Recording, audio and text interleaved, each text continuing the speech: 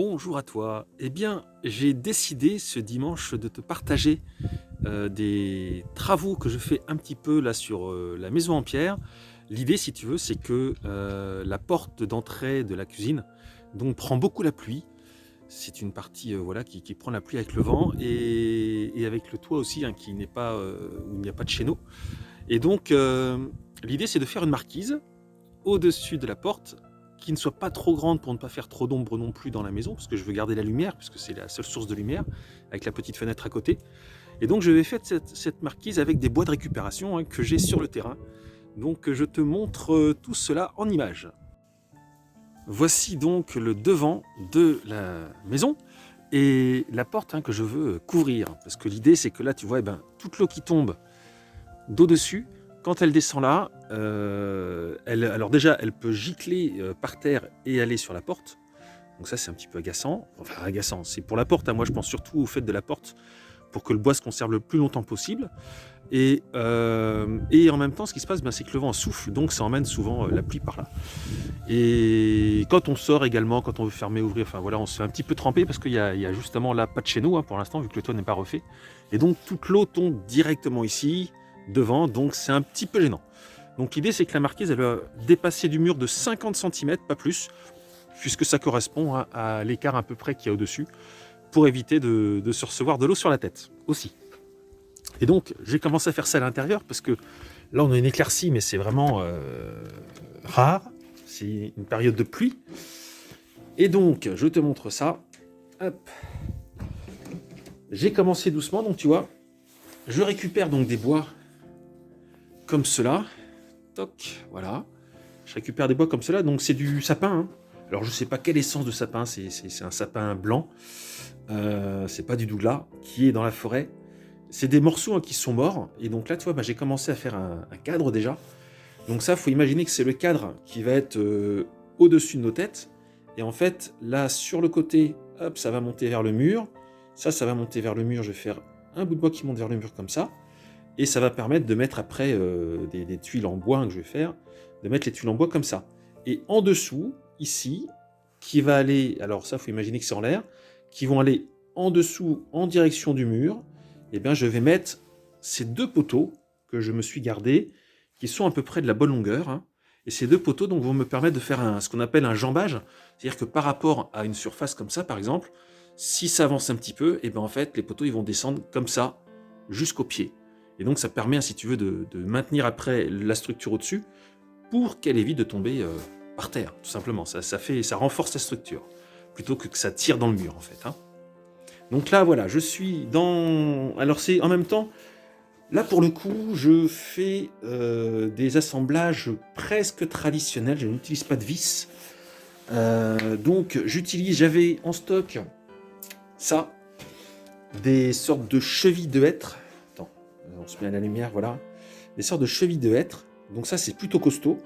Donc c'est chouette. Donc plutôt que je taille des chevilles, j'ai déjà les chevilles. Et en fait, je fais des assemblages. Alors très simple, là. J'ai fait, tu vois, assemblage à mi-bois, comme ceci.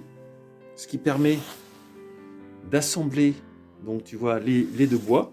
Et une fois que j'ai fait donc une petite entaille, ce qu'on appelle une entaille à mi-bois dans ce bois-là, une entaille à mi-bois également, hop, je retourne, bon, on va pas trop voir là, une entaille à mi-bois également en dessous, voilà, comme tu peux voir là, tu vois. Et une fois que les deux entailles sont faites, eh bien, hop, donc les bois s'assemblent les uns avec les autres, et après je mets une cheville, tu vois, je fais un trou, toc, qui traverse. Là j'ai fait pareil, tu vois, j'ai fait l'assemblage, le trou, et hop, ça traverse. Là, tu peux voir comme ça, tu vois, hop, voilà, assemblage plus ou moins à mi-bois. Hein.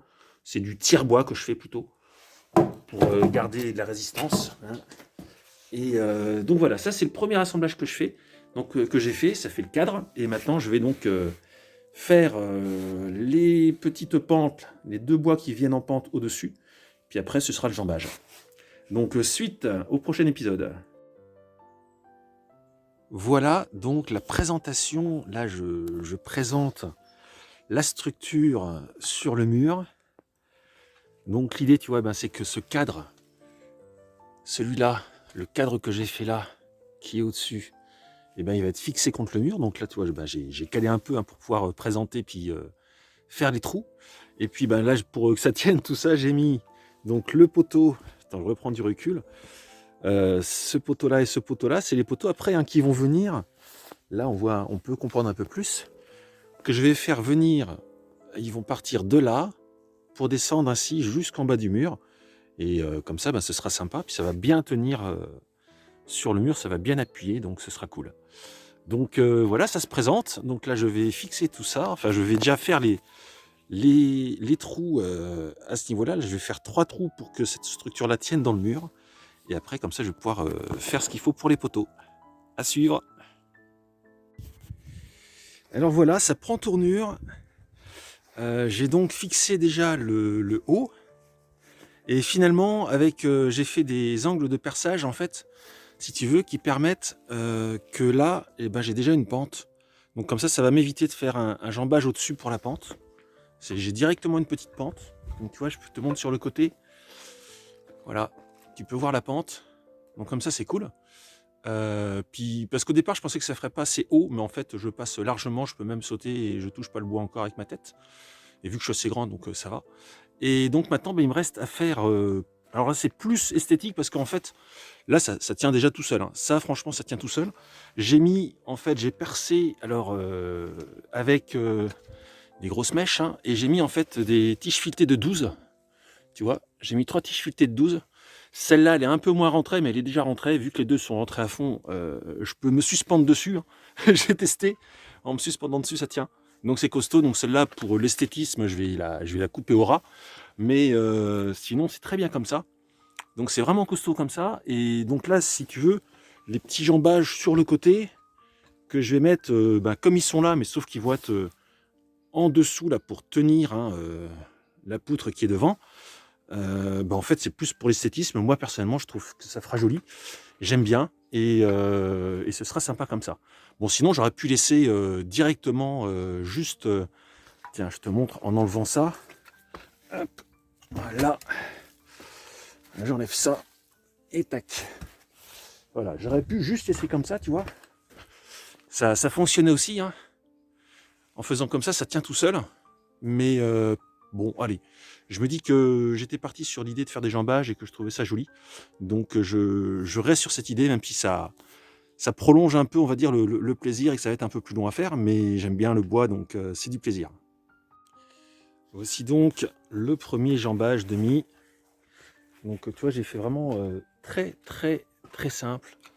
Ça va en bas. Il n'y a rien de fixé là, hein. C'est juste posé. Et comme ça, l'avantage aussi, c'est que si un jour ça me gênait, ben, au pire, hop, j'ai juste à décaler et ça enlève. Mais comme ça, ben, ça tient tout seul parce que c'est un peu bloqué en force. Donc tu vois, je ne me suis pas ennuyé à faire un arrondi parce que l'arrondi, c'est tout de suite plus de travail.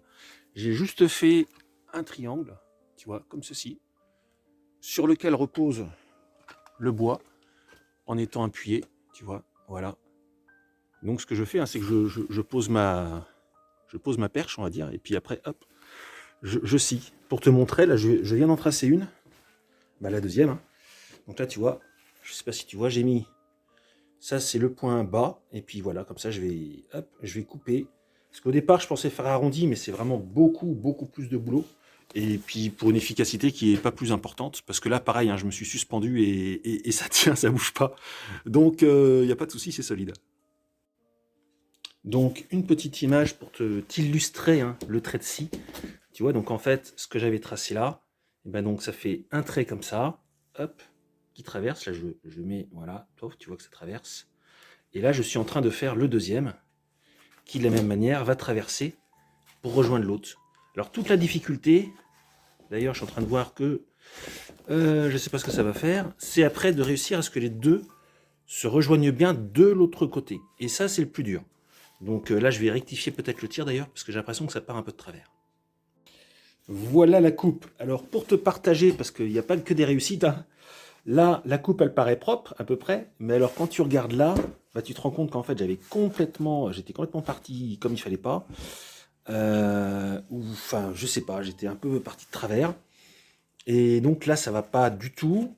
Alors heureusement Là, j'ai rectifié, mais là, ça va pas. Et par contre, j'ai de la surlongueur, tu vois, ça en fait, par rapport à cet axe-là, maintenant que j'ai repris, je dois descendre jusque-là.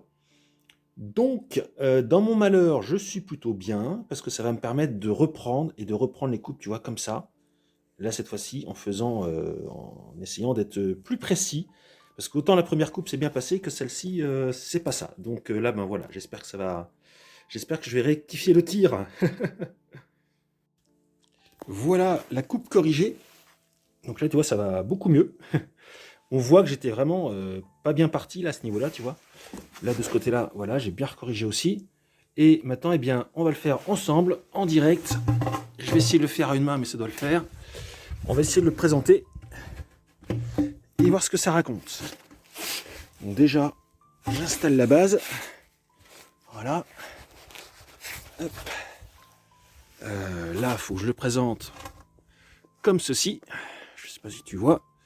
Voilà, comme ça, il y a le V hein, qui est dans ce sens-là pour venir là. Et là, c'est parti. Hop. Et ben écoute, regarde. C'est impeccable. Je pousse un peu. Tac. Et ça se met pile poil dedans comme il faut. Donc c'est génial. Je ne pouvais pas espérer mieux. Et là, tu vois, au pied, je suis un petit peu décalé. Je ne sais pas si tu vois. Ça part un tout petit peu à l'intérieur. Donc, on va mettre un peu plus à droite. Voilà. Et là, on est parfait. Donc, tu vois, ben, si on pousse, si on soulève, ben, tout de suite, ça... Pardon. Si on pousse, qu'on soulève, ça peut bouger. Hein. Mais, hop, ça se met dans l'encoche. Ici, c'est pareil. Ça se met dans l'encoche. Voilà. Et là, quand on s'appuie dessus, là, tu vois, je peux me suspendre dessus. Et ça bouge pas d'un poil. Donc comme ça, c'est parfaitement calé, c'est super. Donc bien écoute, je pense que là, je vais en rester là. Je vais juste rajouter au-dessus, je vais rajouter du pare-pluie, histoire de déjà voir un peu ce que ça raconte comme ça. Et affaire à suivre toujours. Et donc, voilà, le résultat s'est posé. Alors finalement, j'ai pas mis de bâche, j'ai mis en fait de l'EPDM. C'est ce que j'avais mis sur le toit de la maison en bois que j'ai faite. Parce que j'en avais, il était pile poil de la largeur. Et donc tu peux voir, là je me mets en dessous. Voilà, tu peux voir la jointure avec, hop là, je me tords un peu là. La jointure avec le mur. Donc en fait on est vraiment bien jointé. Hein. Il y a vraiment quelques petits jours mais quasiment rien. Et bien là tu vois, il commence à pleuvoir dehors. Hop, on remet, voilà. Et si tu écoutes, on peut entendre que ça tombe dessus. Et là, je suis un petit peu dehors. Et ça ne fait pas de bruit. Enfin, je ne suis pas mouillé, pardon. Donc c'est génial. Je passe un petit coup sous la pluie vite fait. Hop. Donc de l'extérieur, ça fait ça. Voilà. Et ça, ben, je laisse pour l'instant déjà pour voir un peu ce que ça raconte, comment ça réagit par rapport à la protection que ça fait au niveau de l'entrée de la maison.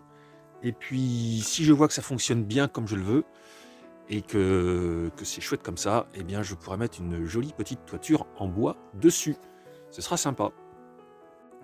Fin de cette vidéo, donc, le résultat de la semaine, eh bien, ça donne qu'il n'y a pas eu beaucoup de pluie. Donc, pour l'instant, je ne sais pas encore vraiment si ça protège bien, mais le peu qu'il a plu, en tout cas, ça protégeait plutôt bien, mais il n'y avait pas de grand vent. Donc, on verra. Mais ça me semble plutôt pas mal. Donc la prochaine étape, eh bien, ce sera de faire la petite toiture en bois pour que ce soit plus joli. Et ce sera super. Voilà, je te souhaite un beau dimanche et je te dis à la semaine prochaine. Au revoir.